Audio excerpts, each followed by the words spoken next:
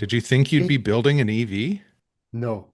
So when I moved to Salzburg, or when let's say when I had that Skyline, I did not spend a single thought about that.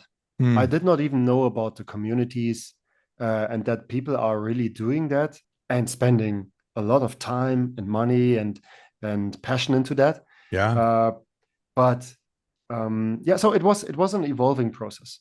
I also listened a lot to a podcast from Fully Charged. It's a Hmm. British one. Yeah. Um, Incredibly inspiring. And they also were telling a lot about like people trying to modernize our whole infrastructure in any kind of way. Of course, also cars, but stationary batteries or charging solutions. And that whole topic simply hooked me so much. Um, Combined with the Tesla I had, combined with the car I had in my garage. And at some point, it really everything came together and was like, yeah, that's the way I want to go. Yeah. So, and for me, it was also clear to somehow get the car on the road. I think it took 1 year for me to decide if I want to rebuild the car with a combustion engine again, which Hmm. also would have been quite expensive to get it to that point where it was. Yeah. Because the parts are rare, you only find them mainly in Japan. You have to import. Terrible. Overnight And parts on from the other, Japan. yeah, oh yeah, take my money. Uh, yeah, but on the other hand, I saw the opportunity to do something very extraordinary, especially with the GT-R, which is a very extraordinary car. So I was like, yeah, I want to have that legend in electric. Yeah. I love it. So that brings us back to the build itself. And so you described you're using the HyPer9 motor, the HyPer9 controller that comes with the motor, Yeah, um, exactly. 32 kilowatt hours of Tesla cells. Mhm. What are you using to manage those batteries? I have the Orion 2 BMS. Okay. So also quite common BMS to implement in builds because it is basically fully open to configure. So whatever you want to have in also notification or separate lines you want to control, some gauges, some lights or some other devices, you can configure that BMS quite well, and that made it very easy to as as an IT guy again to dig into those manuals and get to know how to configure that the best way. Of course, I had to learn about stuff like balancing the cells. Hmm. I did not know about balancing cells before I started looking into that BMS, and I was like, okay, there's some balancing. And then I saw the different cell voltages, and I was like, yeah, okay. I read through that, and I was like, okay, yeah, I have to balance them to some uh, same level, kind of. And yeah, I was digging into that. That worked out. So I learned a lot in the process, and the BMS really made it quite easy for me to understand. A big thing was the CAN Mm. bus system. That is something which was very weird to me because I was used to have information packages, like data packages in TCP, so like packages, Uh-huh. and the CAN bus system simply works in a different way. Yeah, so that was a little bit weird for me, but as I said in the beginning, everything is possible, kind of. You just have to take time and get familiar with the stuff, and then you can do that. Yeah, Part of the fun, especially once it's definitely. done and you look back at the success. Yeah. Sometimes it can be challenging in the midst. I'm trying to think the GTR would be OBD1 or OBD2 originally. Is that what they call it in It Germany? it definitely did not have OBD2. Okay. So because in the manual they mention like LED like signals you can read out the ECU with. Uh-huh. Um, And there was some plug you could use for the Nissan software to access it somehow. Mm, Uh, for me or for my GT-R, there was already a Nistune installed, which is a also configurable ECU. But to be honest, I never touched it. yeah, because it was already done. I it was already like in a perfect like map, I would say, for what I would have used it. But yeah, so I'm not so familiar in accessing the ECU stuff because I did not want to break anything here. Yeah. Do you still utilize any signals from that original ECU for lights or any of the other car components that are not engine related? No. So the ECU is completely gone. Okay. I really that will shed some tears at some people's faces, but I really cut the lines to the ECU and sold it away. So the ECU, the original ECU, is not existent anymore. But of course, I have some other control units in the car which are still kind of active. For example, the ABS Yeah. um, for the brake system. Yep. This is somehow separated from the ECU.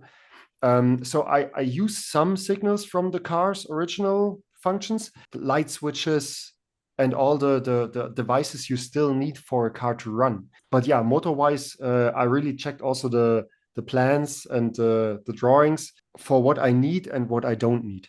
That was quite some weird nights learning cable colors I and bet. if that cable is important or not. So I kind of have that diagram in my head now, which will haunt me for years, I guess. I'm sure. But I could imagine very difficult to because sometimes one control unit relies on a signal from another control unit. And Yeah, if you cut too many, and then you're going to have to figure out how to rebuild that line to get the signal and spoof it somehow. yeah, But it worked. You got it. You cut the right wire the first time, and you're good. exactly. So the system is totally functional. I had one problem with the speed gauge because it was very mechanical. It was like connected to the gearbox and giving the speed from the gearbox mechanically to the dash. Uh-huh. And I had to replace that, of course, with some other kind of speed signal. But I luckily found some CAN controlled one, which I will insert in the original dashboard. And I will simply grab the speed signal from the inverter now, which gives me the speed, also calculated to the diameter of the wheels and stuff. So yeah, but that was a tough thing I wanted to replace in the first step, but did not work out. But it was a mechanical thing. So yeah. What was the biggest trade-off decision that you had to make when you were putting this car together? You mentioned that there was a few, and I guess what is the biggest one that you get in there and you go, okay, here's I'm gonna have to compromise. Yeah, I guess it is the all-wheel drive. So I won't have that anymore Okay. because currently I connected the motor to a torque converter, and this goes directly to the main shaft uh, to the back of the car. Of course, I could have chosen two motors, one in the front, one in the back. That is still a dream of mine, Mm, but it would have made the whole build way more complex. yeah. You need two inverters. You need a whole lot of more cooling lines, a lot more of cabling. It has to be synchrone or however you want to have the power wherever. So uh, I explicitly decided against a two motor system in the beginning and went for the easy way, just go to the back. But of course, now I will have a rear wheel drive GTR kind of. That is the biggest trade off I think I will definitely miss compared to the original car. Yeah. Maybe it's easier to drift though, It will going be, back to your roots. yeah, maybe I just do some rewind of that. Yeah. Maybe. So this build is done and running for the most part, as much as any project car ever is. When you flipped the switch and turned it on and took it for its first drive, how did that feel? To be honest, I really had some wet eyes. You definitely. I was having a moment of like, oh my God, the fuck is happening? The hell is happening? Cut that. um, so yeah, so I really was very emotional because the car was sitting there for like 4 years without of course I pushed it and but moving on its own after 4 years, Yeah. while seeing it every day or every week kind of, that really was like a nice moment. It's like seeing your kid walk for the first time, I guess. Yeah. So that was something I imagined, yeah. But that was incredible, and it really also gave me again a push for that I'm not doing the wrong way, I guess. So it really was like, hey man, you did that somehow. Yeah. You you kind of did it, yeah. So it was really really nice. It really hit me, yeah. Nice job, man. Yeah, thanks. How does it perform?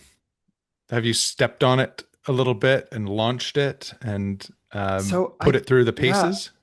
I tried, but to be honest, I only have like it's like 20 meters in my in my driveway or in the driveway of the house we live. Um, and so there's a hard boundary. There's no grass you can roll out if it's going too fast. So of course there I rode a lot Uh-huh. just to feel the acceleration and the braking, test the brakes and stuff. But I did not have a chance to really test it faster and in corners and how it will react when I push the pedal. But yeah, I did a lot of testing in the area I could test it, but definitely nothing I could get some proper results out of it. Yeah, Sure. yeah, it's very basic. When you got to that point and it's driving and it's working, would you say that you've convinced some of your friends? How did they react seeing this 4-year project that I'm sure they were a part of to some extent, maybe even helping Yeah, along the yeah. way? Did you make some believers out of them, or are they now thinking about their own conversions? I wouldn't take it that far. Although, of course, some people said, like, oh man, if that car works, we can definitely talk about some project I want to do too. So, but the percentage is very low, I would say, Hmm. um, which comes from a very German point of view about cars. But yeah, that's a whole different story, kind of. Um, in general, my friends and also my colleagues at work, uh, they are very much into the project too, and a lot of them helped me in the process, and I really have to thank them at that point. They gave me a lot of motivation, especially when I was in front of some weird issue, and everyone knows that you are having like a block in front of you, and you simply cannot process. But with someone coming by, grabbing a beer, talking about a problem, and solving it together at some point, it really gave me like the push forward again, and I was starting to run again. So I definitely couldn't have made it without them. That's for sure. Yeah, they really are into the project. Of course, you also have the other side. Many people are like doubting it, like, are you sure you want to do this with that car? You Yeah. cannot do that. So the list of stuff I got yelled at, was is very long. But at some point, you have to simply look over it and focus on the people cheering you up. And yeah, look at your compagnons, I would say, your the people who are with you instead Hmm. of the people who are against you, because it's not worth it. Yeah. Absolutely. So what is next with this car? What's next on the journey? I guess it's the most challenging part. Basically, it's the infamous German TÜV. Hmm. Um, so it's a technical agency for checking the car. I also think it's quite known on the planet, because especially the German TÜV is very very strict and very precise when it comes to self-built stuff. What I have to do now is to find someone who is basically also into or let's say not against that project.